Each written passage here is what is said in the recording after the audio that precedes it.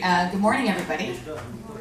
Glad to be here. Thank you so much for having me. I'm delighted to come along and speak primarily about sustainable business practices and the impact on social impact. Just in terms of who I am, or who the heck I am, my name is Patsy Doerr, and professionally I have been running for the past almost 7 years global corporate social responsibility, sustainability, and diversity and inclusion globally for Thomson Reuters. In fact, we built the function basically from scratch about 6.5 years ago, thanks to the strong leadership and support of our CEO and our leadership team. So it's been a fantastic, continues to be a great journey.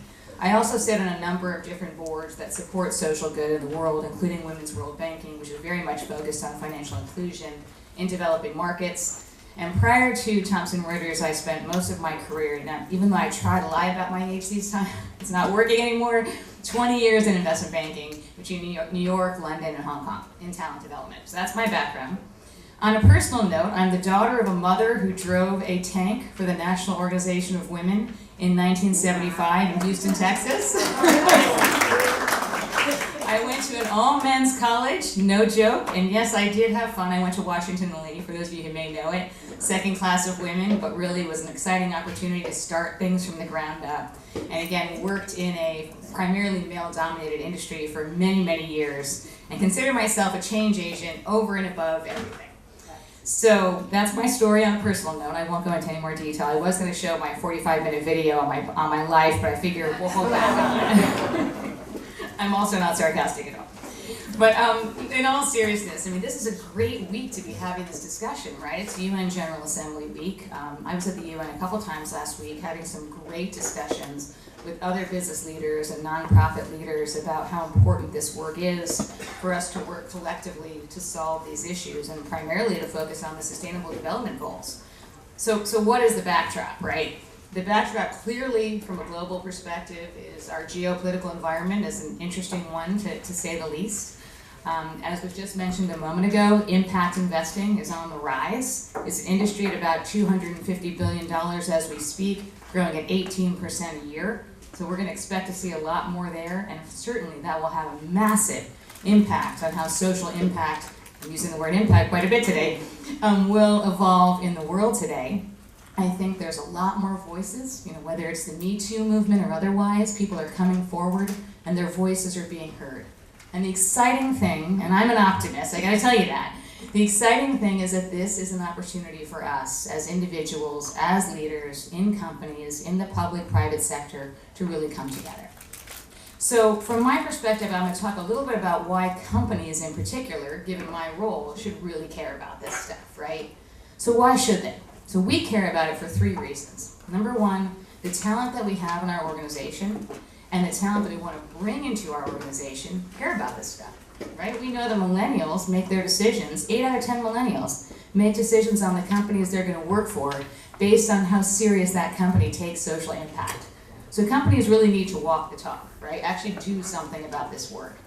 The second constituent is our customers, or our clients. I mean, clients want to work with organizations, again, that care about this stuff. In fact, last year and over the past couple years, we've seen a significant increase in the number of questions asked on our RFPs for business around our diversity statistics, our sustainability statistics, and otherwise. In fact, last year, an 84% increase, which is enormous, right? And that says a lot about customer loyalty and who they want to work with.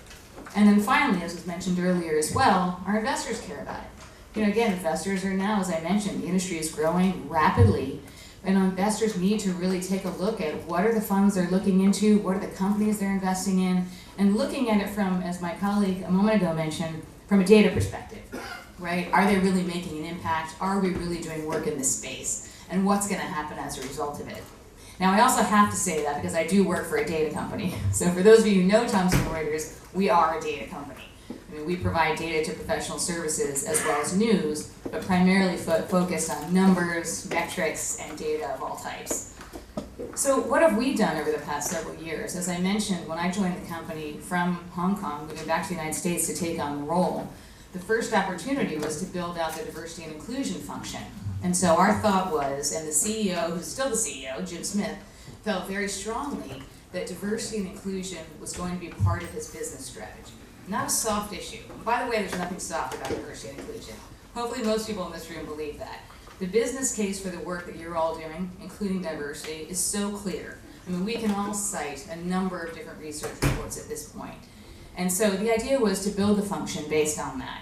And then, more excitingly, it grew over the couple years after that. I was asked to take on, as I mentioned earlier, corporate social responsibility and sustainability.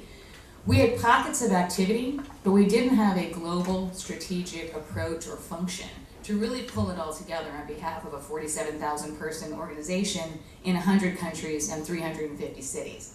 So it's quite an undertaking, but I'm pleased to say that it's all worked out very positively. We took a couple different angles on our approach. Number one, we looked at our products. So all of our products that we provide to law firms, to tax and accounting firms, to financial services institutions, what is their impact in terms of a social perspective? We mapped them back to the SDGs. And that's been for us, and I know there's a lot of talk around how the SDGs can work within a corporate setting or otherwise. In our case, we found it to be a great framework. Educating people as to what they're about, really mapping those products back so people can see there is actually a link between doing good and doing good business, right? And then at the same time, in addition to our products, we also mapped our initiatives, because our initial remit really was to build a function and say, how do we get our employees engaged in these topics? How do we get our employees to care about diversity and inclusion? How do we get them out into our communities and working with those organizations that are aligned to our business strategy and our values? And then finally, how do we get our employees to understand what sustainability is? There's so many different definitions, right? It can be very broad or it can be very specific. And to get our people out there actually contributing to our sustainability story, but more importantly, our sustainability goals. And we've become pretty aggressive about our goals. In fact, this past year, we made an announcement that by 2020, we will be carbon neutral and 100% renewable energy. So these are some pretty aggressive targets, as I mentioned, for a very large company. And that means that we need to engage all of our employees internally. At the same time, we've spent a lot of time externally, as you may know, doing a lot of research, providing thought leadership, research reports on sustainability, on diversity and inclusion, why it matters, and what to do about it. So that's been our primary focus. And then additionally, in the past year, we saw an opportunity really to raise the profile of environmental, social, and governance data, so ESG data. As some of you may know, if you work in financial services in particular, we have a fairly large database that tracks ESG data on 7,000 companies, industry agnostic, around the globe. So there's a lot of opportunity to leverage that data to prove the business case, both to companies, individuals, and investors. And one product that we produced, which we're particularly proud of, which I'll bring up because it just came out in the news about a week or two ago for the third year in a row, is we created a diversity and inclusion index. Have people seen that? Yeah. Okay, I see a couple nodding heads. If anybody's interested, post today. I'm happy to share this information. We have a tear sheet on the product, and it might be of interest, so happy to do that. But it's been great because it's been a way to say, okay, so how well is your company doing? Do you want to invest in that company? Do you want to work for that company? And frankly, it's given us an opportunity as well to measure our own success and to understand what we need to do better, what we need to do differently.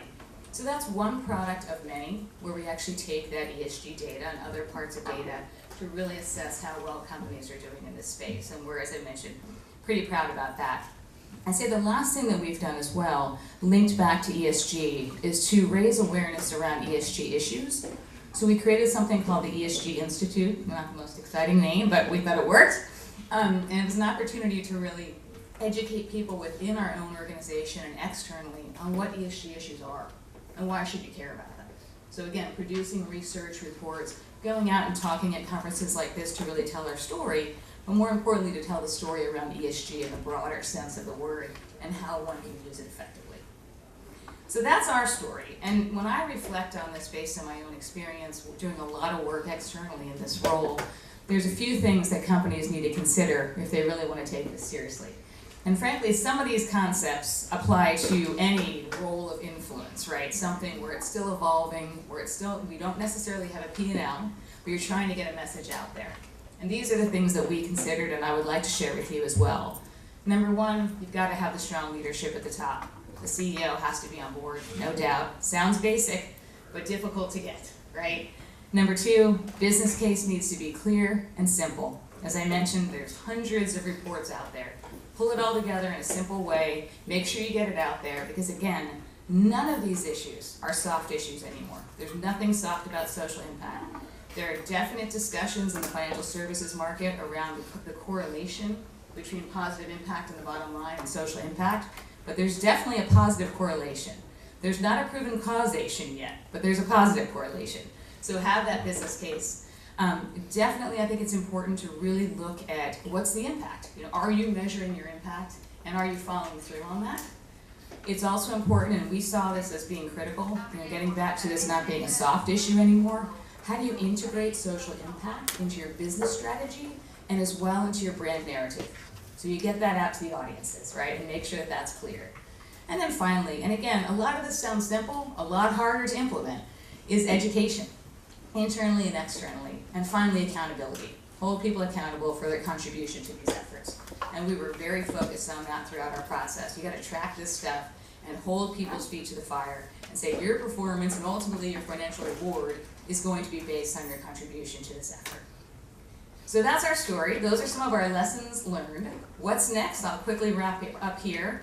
Clearly, impact investing is on the rise, something to watch. I personally think, based on my experience, that's going to have an enormous impact in the financial services industry at large, particularly as we see the wealth transfer going to women and millennials. With all due respect to all the wonderful men in this room, there's definitely research out there that on average women and millennials care generally, big word, I want to make sure I say that again, about social impact. And that wealth transfer is going to be very important to the industry. Financial advisors are going to have to spend much more time understanding the space. I think we're also going to see a lot more pressure on companies to really play an active role in the space and to take it more seriously. And so at the end of the day, again, I said I was an optimist. I think it's just important for all of us to realize all these facts and figures, see this as an incredible time, actually, for all of us, and to take advantage of it, not only as leaders in companies and driving efforts in the nonprofit sector, but as individuals and consumers as well. So I'll stop there, but thank you very much.